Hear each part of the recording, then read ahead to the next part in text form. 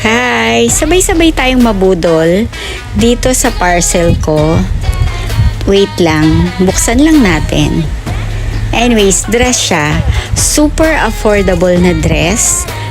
Yet, sobrang ganda niya. Tingnan mo yung tela. Hindi ganun kanipis. Pero hindi rin ganun kakapal. Tingnan mo.